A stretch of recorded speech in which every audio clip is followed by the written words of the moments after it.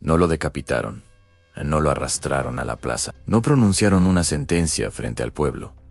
Hicieron algo peor, lo encerraron dentro de un templo y tapiaron la entrada piedra por piedra, sin gritos oficiales, sin juicio público, sin última defensa, sin honor. Solo el sonido seco de la mampostería, cerrándose lentamente, mientras un hombre seguía adentro, respirando un aire que ya tenía fecha de vencimiento. Y lo más cruel no fue el silencio, fue el ritmo, porque no levantaron ese muro con rabia, lo hicieron con calma, como si estuvieran terminando una obra pendiente, como si la vida del hombre del otro lado ya no contara. Y entonces ocurrió algo todavía más frío. Su propia madre se acercó, tomó una piedra Han, la colocó en el muro y se fue. Ese hombre, abandonado en la oscuridad sagrada, no era un criminal cualquiera, no era un cobarde, no era un desertor común. Años antes, había comandado al ejército que salvó a Grecia de la destrucción total. Había derrotado al imperio persa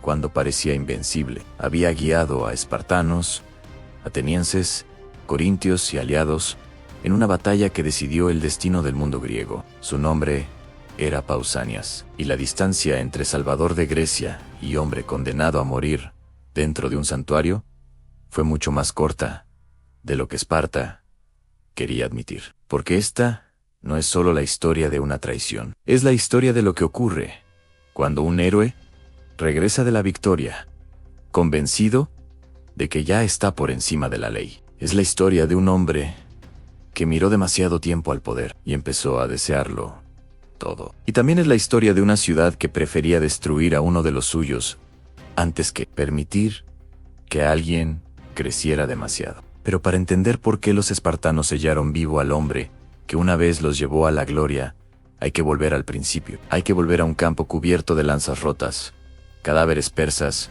y decisiones que cambiaron el equilibrio del Mediterráneo para siempre. Corre el año 479 a.C. Grecia todavía tiembla bajo la sombra de Persia. Jerjes ya ha incendiado Atenas. La invasión no es una amenaza futura, es una herida abierta. Y al norte de la ciudad, en las llanuras de Platea, se concentra una fuerza colosal. Mardonio, el general persa, ha reunido uno de los ejércitos más imponentes que el mundo ha visto. Caballería, arqueros, infantería de élite, contingentes traídos desde los extremos del imperio. Una maquinaria militar diseñada para aplastar resistencia, quebrar alianzas y convertir la libertad griega en un recuerdo. Frente a ellos está la coalición helena, y desde fuera parece un ejército, pero por dentro parece una fractura esperando el golpe final. Ciudades rivales a mandos enfrentados, orgullos incompatibles, disputas por el agua, por la posición, por quién soportará el primer impacto. Todo aquello que suele destruir una alianza antes de que comience la batalla. Y en el centro de ese caos, sosteniéndolo todo con autoridad, está Pausanias. No era rey no oficialmente, era regente, el hombre que ocupaba temporalmente el lugar del heredero de Leónidas. Pero a veces, cuando un hombre se sienta demasiado tiempo cerca del trono, empieza a olvidar que solo está cuidando el asiento. Y justo ahí empieza la caída. Porque en Platea, Pausanias no solo iba a vencer a Persia, iba a probar un poder del que después ya no podría desprenderse. Y una vez que un hombre descubre que puede decidir el destino de todos, ya no vuelve a ser el mismo. Si esta historia te hizo sentir la caída de un héroe, si te dejó pensando en lo rápido que el poder puede convertir la gloria en condena, suscríbete ahora, porque aquí no contamos leyendas cómodas, contamos las verdades que la historia intentó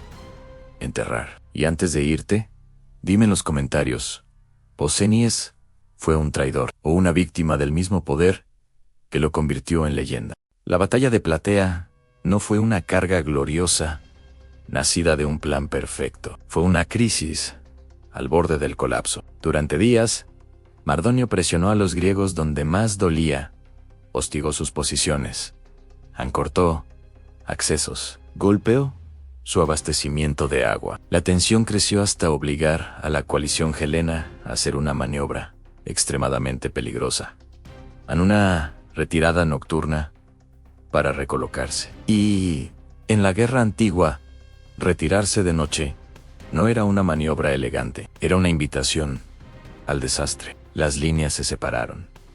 Las unidades se confundieron. Los aliados dejaron de verse entre sí. En los atenienses quedaron desplazados. Los espartanos terminaron más expuestos de lo previsto. Mardonio vio la grieta y decidió abrirla por la fuerza. Lanzó el peso de su ejército contra la posición espartana, convencido de que, si quebraba ese núcleo, el resto de los griegos se desharía en pánico. Tenía lógica, tenía números, tenía experiencia, tenía un imperio detrás. Pero había un problema. Del otro lado estaba Pausania. Y Pausanias, en el momento más crítico, hizo algo que hoy parecería absurdo. Y entonces era impensable desobedecer. No ordenó el ataque de inmediato.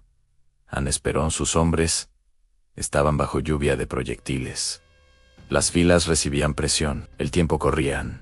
Todo pedía movimiento. Pero él se negó a dar la orden hasta que los sacrificios ofrecieran señales favorables. Desde fuera, parecía una locura. Desde dentro, era control absoluto. Mientras otros comandantes se habrían precipitado por miedo, él obligó al ejército a contener la desesperación, a no romper formación, a no regalar el campo por ansiedad, a mantener el orden mientras cada segundo pesaba como una condena. Y cuando por fin llegaron los presagios favorables, Pausanias soltó a Esparta como una hoja de acero. El impacto fue devastador. Los hoplitas espartanos avanzaron como un muro vivo, escudo contra escudo, lanza contra carne, disciplina contra masa. La élite persa resistió, pero el choque cambió en cuanto Mardonio cayó. Su muerte no fue solo la caída de un general, fue el derrumbe psicológico del centro persa. El ejército que parecía eterno empezó a quebrarse desde adentro. Las líneas se descompusieron, la retirada se volvió pánico. El imperio por un instante dejó de parecer invencible y al final del día, Grecia seguía en pie. Eso convirtió a Pausanias en algo peligrosísimo, porque un hombre que salva a su patria no regresa como regresan los demás. Regresa rodeado de prestigio, de legitimidad, de una autoridad que incluso quienes lo odian tienen que reconocer. En Platea, Pausanias hizo lo que casi nadie había conseguido, coordinar una alianza inestable, derrotar al poder más grande de su tiempo y sobrevivir para recibir la gloria. Eso cambia a cualquiera, pero cambia todavía más a quien nunca fue rey. Y de pronto se descubre más admirado que muchos reyes. Después de Platea, la guerra no había terminado del todo. Quedaban posiciones persas, enclaves estratégicos y rutas que asegurar. Y otra vez, los griegos miraron hacia el mismo hombre. Otra vez eligieron a Pausanias. Era lógico. Era el vencedor. El Salvador. El nombre que inspiraba obediencia sin necesidad de explicaciones. Primero, llegaron nuevas campañas exitosas. Después, Bizancio, una ciudad clave. Un punto de control sobre rutas comerciales, cereales, influencia, riqueza y acceso estratégico entre continentes. No era una plaza cualquiera, era una llave geopolítica, y Pausanias se quedó con esa llave en la mano. Ahí empezó la transformación. No de golpe a no, con una confesión, no con una traición declarada. Empezó con detalles. La ropa cambió, el ceremonial cambió, la distancia entre él y sus hombres cambió. El espartano austero empezó a parecerse demasiado a aquello que había derrotado. Y en Esparta hay algo que se castiga casi tanto como la traición: dejar de parecer espartano. Las primeras alarmas no llegaron por una derrota militar, llegaron por el comportamiento. En Bizancio, los aliados empezaron a notar que Pausanias ya no actuaba como un comandante espartano, sino como un señor rodeado de privilegios. Donde antes debía haber sobriedad, apareció lujo.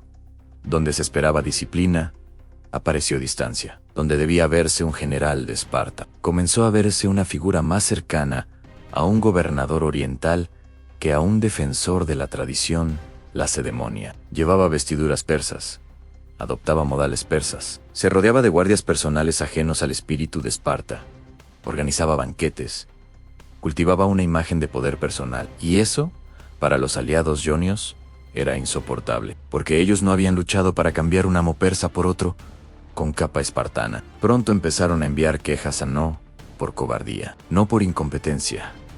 Ante todo lo contrario, el problema era que Pausanias seguía siendo eficaz, seguía siendo brillante, seguía teniendo presencia, pero cada informe insistía en lo mismo.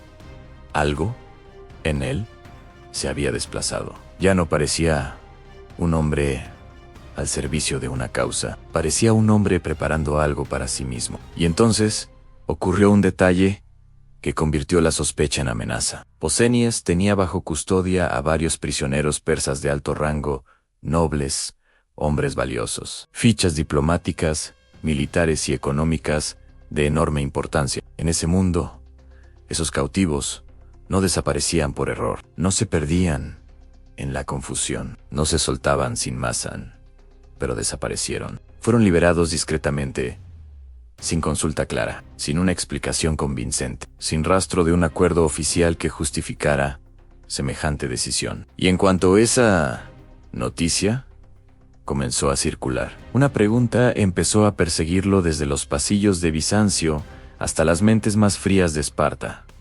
¿Por qué liberaría Pausanias a hombres útiles para Persia si no esperaba algo a cambio? Esa pregunta era veneno, porque insinuaba lo impensable, que el hombre que había salvado Grecia pudiera estar negociando con el mismo imperio al que había derrotado. Esparta lo llamó de regreso, no con escándalo, no con una acusación pública, con la frialdad de una orden. Y él volvió. Eso sorprendió a muchos, porque un hombre que controla una ciudad estratégica, dispone de tropas y carga con la fama de Platea, podría haber desafiado la convocatoria, podría haber levantado una bandera propia, podría haber apostado por la fuerza, pero no lo hizo. Regresó como si creyera que su prestigio todavía bastaba para blindarlo, como si el peso de su nombre pudiera aplastar la sospecha. Y durante un tiempo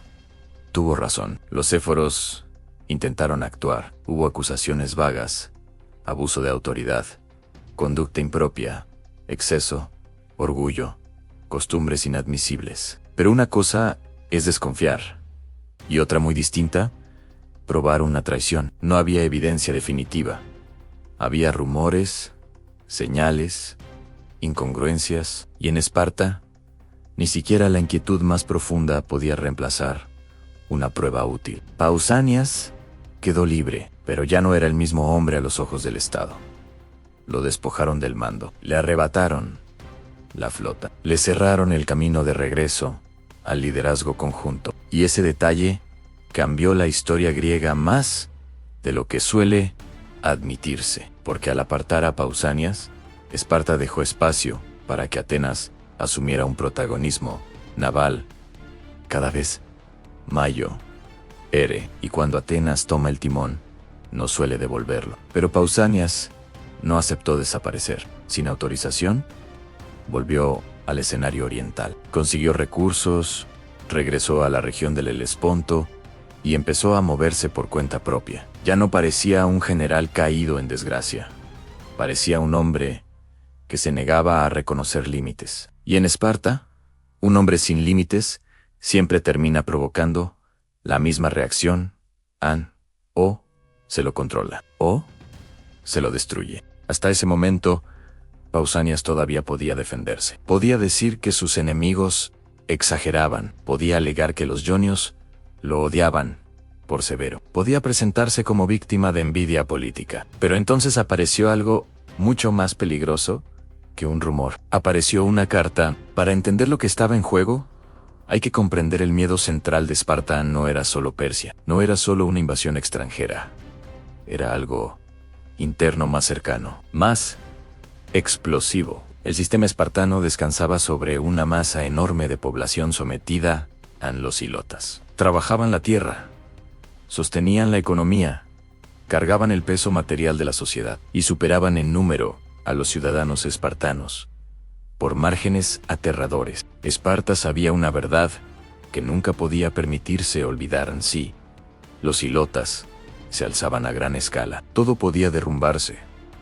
Por eso la disciplina espartana era tan brutal. Por eso el control era obsesivo. Por eso el miedo nunca desaparecía. Y ahora circulaba una sospecha devastadora en que Pausanias, además de comunicarse con Persia, también estaba intentando atraer a los ilotas con promesas de libertad. Si eso era cierto, ya no se trataba de ambición personal. Se trataba de una amenaza existencial.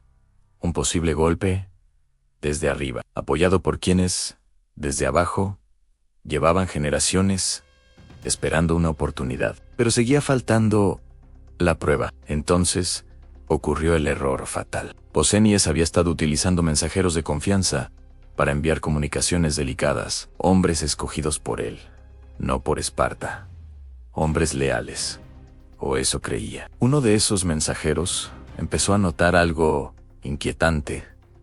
Ninguno de los anteriores había regresado. Cada uno que llevaba cierto tipo de mensaje desaparecía para siempre. No hacía falta ser un estratega para entender lo que eso significaba. Antes de entregar la carta que llevaba consigo, la abrió y leyó su sentencia de muerte. Según la tradición transmitida por las fuentes antiguas, el texto vinculaba a Pausanias con contactos persas del más alto nivel. La oferta era monstruosa, en facilitar el sometimiento de Grecia a cambio de poder personal. Algunos relatos dicen que incluso aspiraba a emparentar con la familia real persa. Otros lo expresan de forma distinta, pero todos coinciden en el núcleo en Pausanias. Ya no buscaba solo influencia, buscaba un trono sostenido por el enemigo de su propia civilización. Y al final del mensaje venía la orden que terminó de destruirlo, en eliminar al portador una vez cumplida la entrega. El mensajero comprendió que llevaba en las manos la prueba de una conspiración, y también el documento que ordenaba su muerte. No siguió el viaje. No entregó la carta, la llevó directamente a los Séforos. Ahora sí tenían algo. Pero incluso entonces vacilaron, porque arrestar públicamente a Pausanias no era detener a un desconocido, era poner las manos sobre un hombre de sangre real, un héroe de platea, una figura cuya caída podía fracturar a Esparta por dentro. Así que no se conformaron con el documento. Prepararon una trampa. Le pidieron al mensajero que se encontrara con Pausanias y fingiera angustia, que se mostrara temeroso, que exhibiera la carta y pidiera una explicación. Mientras tanto, los Séforos permanecerían ocultos cerca, escuchando.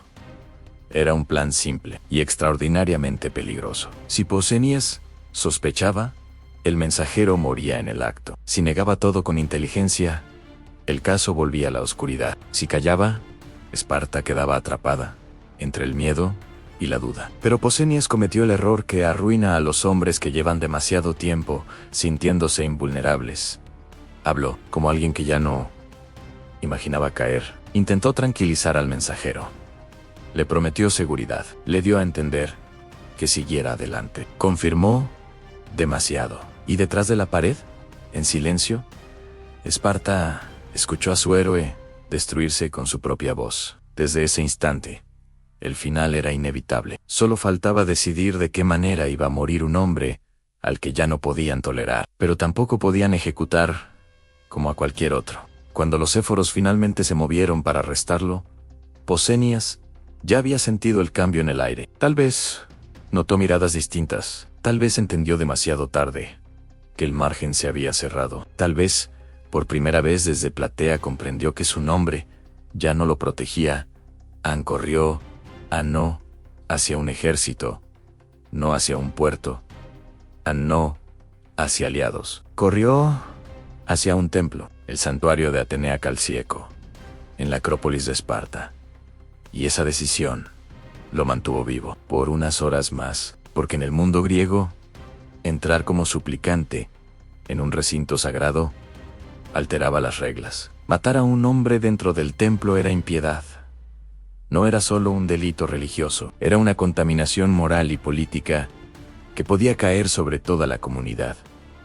Los griegos no trataban esas cosas como metáforas, las trataban como realidades capaces de traer desgracia, hambre, enfermedad, derrota. Los éforos llegaron hasta la entrada An y se detuvieron. Ese momento es brutal, precisamente por su quietud. Por un lado, un hombre acorralado, respirando con dificultad, pegado al interior de un santuario, sabiendo que afuera está el estado entero. Por el otro, las autoridades de Esparta, armadas con poder, pero inmovilizadas por la frontera invisible de lo sagrado. No podían entrar, no podían matarlo allí dentro, no podían permitir que escapara, y no podían dejarlo vivir. Entonces hicieron lo que Esparta hacía mejor, a buscar una solución legalmente fría para ejecutar una decisión moralmente despiadada. Primero desmontaron el techo,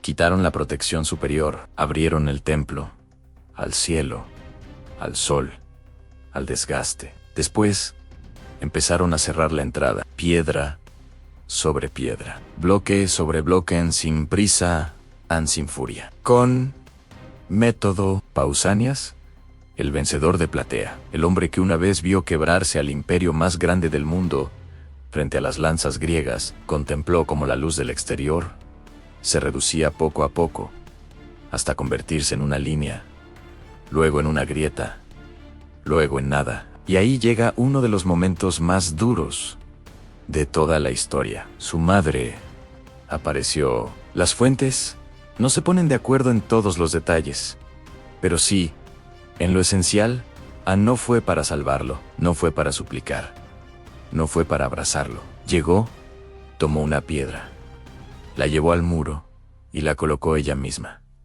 Después se marchó. Ese gesto hizo más que cualquier decreto. Si la madre del acusado había aceptado su destino, ¿quién iba a protestar? Si ella no pedía clemencia, ¿quién iba a atreverse a hablar de compasión? Con esa piedra, el juicio emocional de la ciudad quedó sellado.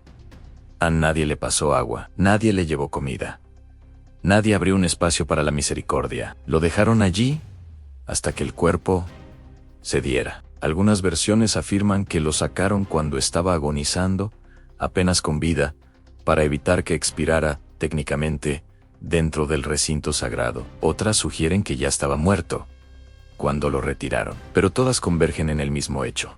Esencial en Esparta, no quiso derramar su sangre en el templo. Prefirió dejar que el hambre, la sed y el encierro hicieran el trabajo. No fue una ejecución limpia, fue una ingeniería de la crueldad. Y sin embargo, lo más inquietante no es que lo hicieran, lo más inquietante es que, en la mente espartana, aquello probablemente parecía una solución inteligente. Creían haber eliminado a un traidor sin romper la ley divina, pero estaban a punto de descubrir que incluso en una sociedad construida sobre disciplina, control y cálculo, hay decisiones que dejan una mancha imposible de ocultar, y la muerte de Pausanias no iba a terminar cuando cesara su respiración. En realidad, lo peor para Esparta comenzó después. Esparta creyó que había resuelto el problema. El presunto traidor estaba muerto. La amenaza política había sido neutralizada.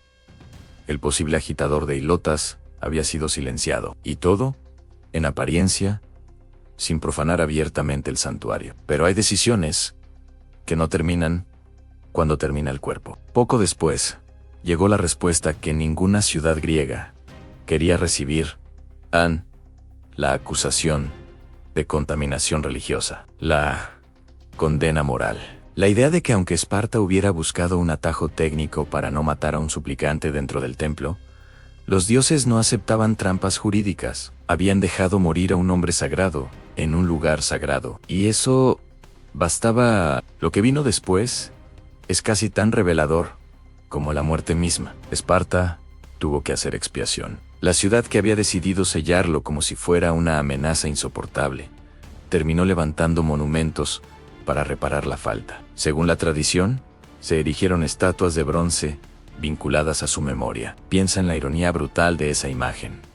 El mismo estado que lo dejó consumirse detrás de un muro tuvo que devolverle, aunque fuera parcialmente, un lugar simbólico entre los suyos, no porque lo perdonaran, no porque lo absolvieron, sino porque el modo en que lo eliminaron resultó demasiado costoso, incluso para ellos. Y ahí aparece la dimensión más grande de esta historia. La caída de Pausanias no fue solo la caída de un hombre, fue el síntoma de una fractura más profunda en el liderazgo griego tras las guerras médicas. Su arrogancia, sus maniobras y su ruptura con la disciplina espartana debilitaron la confianza de los aliados. Muchos dejaron de mirar a Esparta como el centro natural de la resistencia y empezaron a aceptar, cada vez con menos reservas, el liderazgo ateniense en el mar. Ese desplazamiento iba a cambiar el mundo helénico. Atenas llenó el vacío, consolidó alianzas, acumuló poder naval,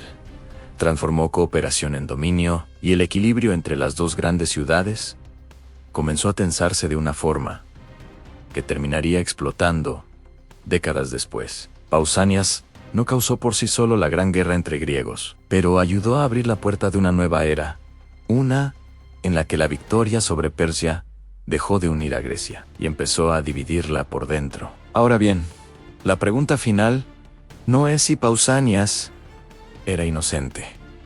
Todo indica que no lo era. Tampoco es si fue ambicioso. Claramente lo fue. La pregunta que sigue viva es otra. ¿En qué momento exacto un salvador deja de ser un héroe y se convierte en un peligro para su propia patria? ¿Fue cuando vistió como persa? ¿Cuándo liberó prisioneros enemigos? ¿Cuándo soñó con más poder del que Esparta podía tolerar? ¿O el día en que descubrió que haber salvado Grecia le hacía creer que Grecia ahora le pertenecía? Tal vez esa sea la verdadera esencia de esta historia. Pausanias no cayó solo por conspirar. Cayó porque, en Esparta, nadie podía permitirse ser más grande que la ciudad, ni siquiera el hombre que la había salvado. Y por eso su final sigue siendo tan perturbador, porque no murió en combate, no murió enfrentando a Persia, no murió rodeado de gloria, murió escuchando cómo sellaban el mundo al otro lado de una pared. Y mientras la última rendija de luz desaparecía, seguramente entendió una verdad que ya era demasiado tarde para cambiar. En Esparta, el mismo sistema que te eleva como leyenda puede enterrarte como advertencia. Si llegaste hasta aquí, ya sabes que esta no es solo una historia del pasado, es un recordatorio de lo que el poder puede hacer, incluso con los héroes. Suscríbete ahora a Exploradores de Historia, porque aquí no celebramos leyendas, las desenterramos, incluso cuando incomodan. Y antes de irte, dime en los comentarios, ¿tú qué habrías hecho? ¿Habrías confiado en Pausanias? ¿O también habrías levantado ese muro piedra por piedra?